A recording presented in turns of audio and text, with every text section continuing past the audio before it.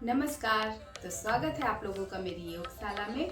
तो जैसा कि आज हमारा एक प्राणायाम को लेकर के फिर से सेशन है। मैं जो ये आज का सेशन लेकर आई हूँ वो सेशन सच में इसी बात को लेकर है कि हम ऐसा प्राणायाम आज जानेंगे जिसको अगर हम करते हैं तो हमारे शरीर की जो ताकत है वो 10 गुना ज़्यादा बढ़ जाती है। तो आप लोगों को शायद इस बात पर यकीन नहीं होगा, लेकिन मैं आपको आज वो सारी चीज़ें बताऊंगी जिससे आप लोगों को पता चलेगा कि अगर आप लोग इस प्राणायाम को करते हैं तो आपके शरीर की जो ताकत है वो 10 गुना ज़्यादा बढ़ जाएगी। तो हम बात करते हैं कुंभक प्राणायाम की। तो आप लोगों को लगेगा ये कुंभक प्राणायाम क्या है। कुंभक यानी हम जो श्वास अपनी भरते हैं देन उसको अपने अंदर ही रोक देते हैं, वो होती है कुंभक। एक तो हम कुंभक श्वास लेते समय लेने के बाद लगाते हैं और एक कुंभक हम श्वास छोड़ने के बाद लगाते हैं। तो आज हम बात कर रहे हैं श्वास लेने के बाद लगाने वाले कुंभक की, अंतः कुंभक प्राणायाम की। अगर आप लोग इस प्राणायाम को रोज रोज करते हैं तो यकीन मानिए आपके फेफड़े, आपका लीवर, आपका किडनी पूर्णतया स्वस्थ हो जाएगा। आपको इससे रिलेटेड कोई भी बीमारी नहीं होगी। मैं ये पूरी जानकारी के साथ, पढ़ाई के साथ, स्टडी करने के बाद ही सारी चीज़ों को आपके सामने लेकर आई हूँ, क्योंकि कोई भी चीज़ का अधूरा ज्ञान अच्छा नहीं होता है, आपके शरीर में उसका साइड इफेक्ट पड़ता है। इसलिए जब तक किसी चीज़ का मेरे पास पूर्ण ज्ञान नहीं होगा मैं आपको कैसे दूंगी। तो अगर आप लोग कुंभक प्राणायाम करते हैं तो आपकी आंखों की नेत्र ज्योति भी बहुत जल्दी बढ़ती है। अब सोचिए ये प्राणायाम कितना अच्छा है कि आपके पूरे अंदर के जितने भी बॉडी पार्ट हैं उनको पूरी तरीके से स्वस्थ कर रहा है। आपके फेफड़ों को इतना अच्छे तरीके से ऑक्सीजन देता है कि आपके फेफड़े एकदम मजबूत हो जाते हैं। आपकी किडनी, आपका लीवर एकदम साफ हो जाता है और सुचारू रूप से काम करने लगता है। आपको बहुत ज़्यादा तनाव हो रहा है, हेडेक हो रहा है, उसमें भी आपको ये बहुत अच्छे तरीके से काम करेगा। और साथ ही साथ अगर आप रोज इस कुंभक प्राणायाम को सुबह करते हैं तो आपके शरीर की जो ताकत है वो धीरे धीरे बढ़ने लग जाएगी। जो लेजी रहते हैं, जो लोगों को आलस बहुत आता है, उनको ऐसा लगता है उनके शरीर में ताकत ही नहीं बची है और अब वो कोई काम कर ही नहीं पा रहे हैं, बस लेटे रहने का दिल करता है। ऑफिस भी जाते हैं तो बहुत जल्दी थकान हो जाती है, समझ ही नहीं आता है कि अब वो क्या करें। तो उनके लिए कुंभक प्राणायाम बहुत ही अच्छा है। और जब वो ये कुंभक प्राणायाम करते हैं तो यकीन मानिए उनको इसका फायदा 8 से 10 दिन के अंदर अंदर नजर आने लगेगा और उनके शरीर में उनको खुद को एक स्फूर्ति पता लगने लग जाएगी, फील होने लग जाएगी और उनको ये लगने लग जाएगा कि अरे अब हमारा आलस तो हमारे पास ही नहीं आ रहा है और हमारे शरीर में बहुत ताकत आ रही है। तो ये कुंभक प्राणायाम से हमारे शरीर में ताकत बढ़ती है।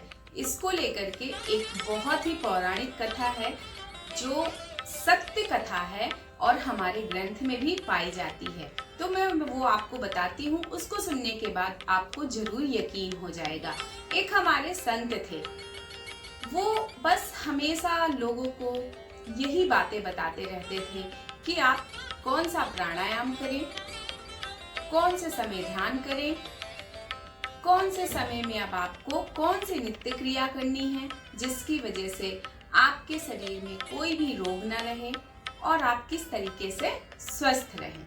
तो एक बार वो ब्रह्मचर्य का ज्ञान दे रहे थे लोगों को। उसी समय एक किसान आया, उसने उनको कहा कि गुरुजी, जिस तरह से आप नजर आ रहे हैं उसी तरीके से तो मेरा भी शरीर नजर आ रहा है, तो आप कैसे कह सकते हैं कि आपके अंदर ताकत ज्यादा है, मेरे अंदर ताकत नहीं है, सब बेकार की बातें हैं, ऐसा कुछ भी नहीं होता है। तो गुरुजी ने कहा ठीक है। उन्होंने उसकी बात में हाँ में सिर हिला दिया इसके बाद किसान अपने दोनों बैलों को लेकर के गाड़ी में लगाकर आगे बढ़ने को हुआ, लेकिन वो कितना भी कोशिश कर रहा है आगे नहीं जा पा रहा था। क्यों? उसका रीजन था, जब उसने पीछे पलट कर देखा तो गुरुजी ने उसकी गाड़ी को पकड़ रखा था, जिसकी वजह से दो बैल भी मिलकर उस गाड़ी को नहीं खींच पा रहे थे। यह देखकर किसान तुरंत गाड़ी से नीचे आया और गुरुजी के चरणों में अपना सर रख दिया। बोला, गुरुजी, ये बात बिल्कुल सही है कि आपके अंदर बहुत ताकत है और मुझे भी ये विधि बताइए। तो वो गुरु और कोई नहीं थे, वे संत स्वात्माराम थे। स्वात्माराम जी ने हमें योग से रिलेटेड इतना कुछ दिया है कि अगर हम उसको पूरी जानकारी लेते हैं, उसको ध्यान से अध्ययन करते हैं और उसको फॉलो करते हैं, तो यकीन मानिए हमारे शरीर में ना कभी कोई बीमारी आएगी, ना कभी रोग आएगा, ना कभी तनाव आएगा, चाहे वो हमारा इंटरनली हो चाहे वो एक्सटर्नली हो, चाहे हम अंदर से हो चाहे बाहर से हो, पूर्णतया स्वस्थ रहेंगे और हमारे शरीर में इतनी ताकत रहेगी कि शायद ही हमारे सामने कोई टिक पाएगा। तो इसलिए हमें कुंभक प्राणायाम करना है। अब कुंभक प्राणायाम किस तरीके से करना है वो मैं आपको बताती हूँ।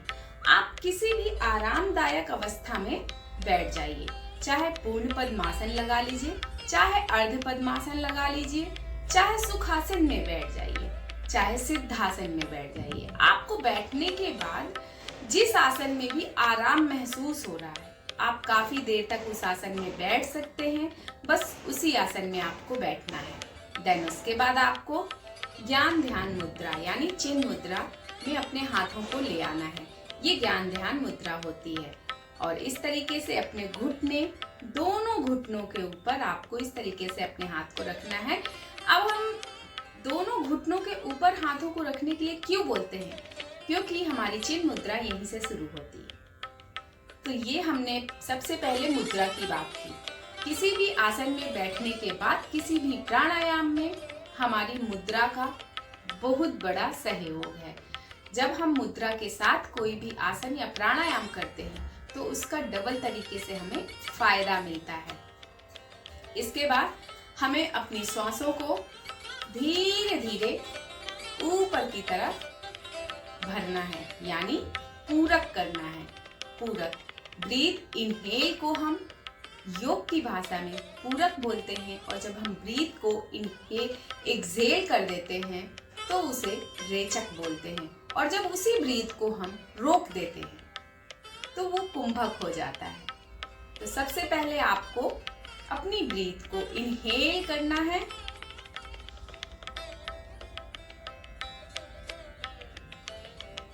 और जब आपने अपनी पूरी ब्रीथ भर लिया है, आपको अपना सीना, छाती एकदम फूली हुई नजर आने लग जाएगी।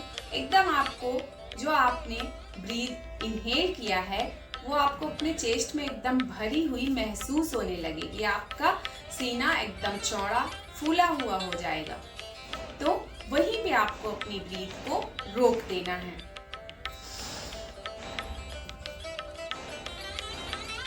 आपकी जितनी सामर्थ्य है आपको उतनी देर तक अपनी ब्रीथ को रोक कर रखना है। जबरदस्ती नहीं करना है। शुरुआत में आप जितना कर सकते हैं आपको सिर्फ उतना ही करना है।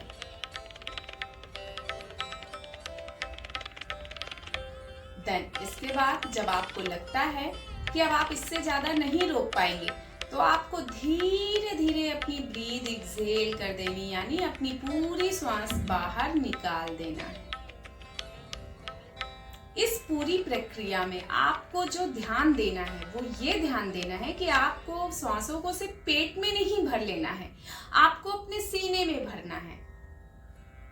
कई लोगों को ये बात पता नहीं होती है और वो सिर्फ पेट में अपनी श्वास को भर लेते हैं और सोचते हैं हमने कुंभक लगा लिया, यहाँ पे रोक लिया। नहीं, आपको अपनी पूरी श्वास को लाते हुए अपने सीने में रोकना है। ऐसा करने से जिनका सीना चौड़ा नहीं है, जिनका सीना बिल्कुल भी उठा हुआ नहीं है, उनके सीने में चौड़ाई आती है, उनके सीने का शेप बहुत अच्छा होता है।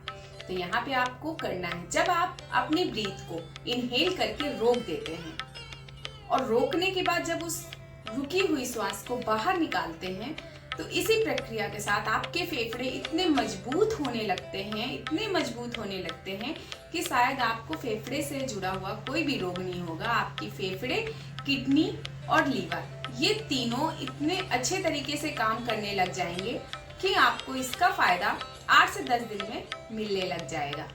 तो ये प्रक्रिया आपको बहुत ही अच्छे ढंग से करनी है। तो चलिए एक बार इसको हम फिर से कर लेते हैं।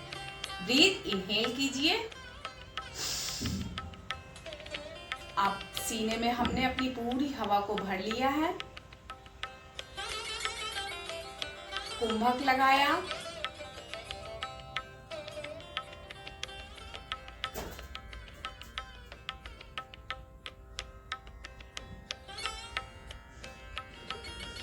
अपनी सामर्थ्य अनुसार रोका, देन अपनी ब्रीथ को बाहर निकाल दिया।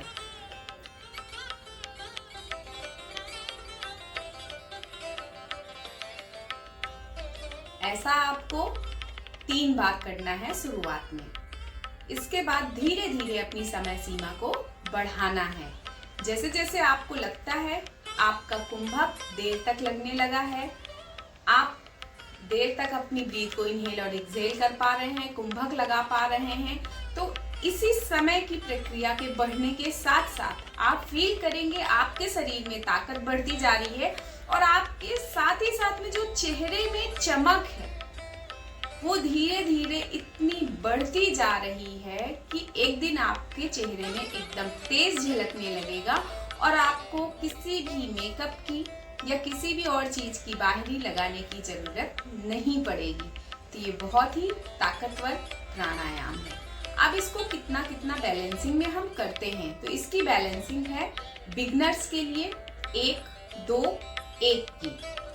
आपको यानी जितना करना है पूरक, यानी आपको ब्रीथ जितनी इनहेल करनी है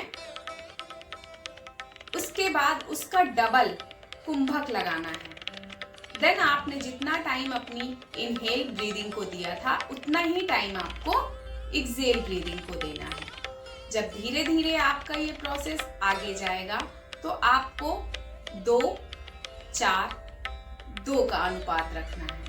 इसी तरह आपने इनहेलिंग और एक्सहेलिंग ब्रीथ की जितनी भी की है उसमें आपको कुंभक 2 गुना ज्यादा रखना है, यानी 5, 10, 5। इस तरीके से आपको अपना कुंभक लगाना है। अगर आपने 5 सेकेंड का, मानिए आप इनहेल कर रहे हैं 5 सेकेंड, देन आपने यहाँ पे आप कुंभक लगा लिया तो 10 सेकेंड का लगाना है। अब 10 सेकेंड के बाद आपको 5 सेकेंड तक अपनी ब्रीथ रिलीज करनी है, यानी एक्सहेल करनी है। तो यहाँ पे आपको समझ में आ गया होगा कि हमें अपनी ब्रीथ पूरक रेचक के साथ कुंभक लगाने पर कितना कितना अनुपात रखना है। हम कितना टाइमिंग भी लेंगे पूरक और रेचक में उसका डबल 2 गुना ज्यादा हम कुंभक में देंगे। बस इसका सीधा सा अनुपात इतना ही है। अब आता है हम ये दिन में कितनी बार कर सकते हैं। तो आप 3-3 घंटे के अंतराल में, अगर आपके पास समय है तो 3-3 घंटे के अंतराल में आप 8 बार इसको कर सकते हैं। और जिनके पास ज्यादा टाइम नहीं है वो सुबह, दोपहर, शाम, रात 4 बार आराम से कर सकते हैं। और अगर इतना टाइम भी नहीं है तो वो सुबह और रात में कर सकते हैं। और अगर इतना भी टाइम नहीं तो वो सिर्फ सुबह के सुबह ब्रह्म मुहूर्त में ही अगर कर लेते हैं तो यकीन मानिए आपका शरीर पूर्णतः स्वस्थ रहेगा और इतनी ताकत शरीर में बढ़ जाएगी कि जैसे जो स्वामी स्वात्मा राम जी को ताकत मिली हुई थी सेम वही ताकत आपको भी मिलने लग जाएगी। लेकिन आपने इसको कितना सही तरीके से किया है ये भी बहुत मायने रखता है।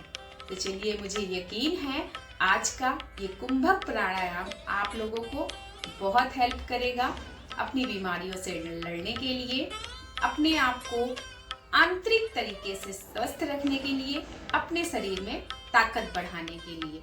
तो अगर आप लोग चाहते हैं कि मैं जितने भी हेल्थ से रिलेटेड, चाहे वो योगाभ्यास हो, चाहे वो प्राणायाम हो, चाहे वो कोई भी चीज हेल्थ से रिलेटेड मैं अगर डाल रही हूँ आपके पास टाइम टू टाइम पहुँचता रहे, तो आप लोग इसको सब्सक्राइब करके बेल आइकन ऑन कर लीजिएगा, जिससे कि मैं जैसे ही अपने वीडियोस अपलोड करूंगी उसका नोटिफिकेशन आपको तुरंत मिल जाएगा और आप वो सारी जानकारी बिल्कुल सही तरीके से पा सकते हैं।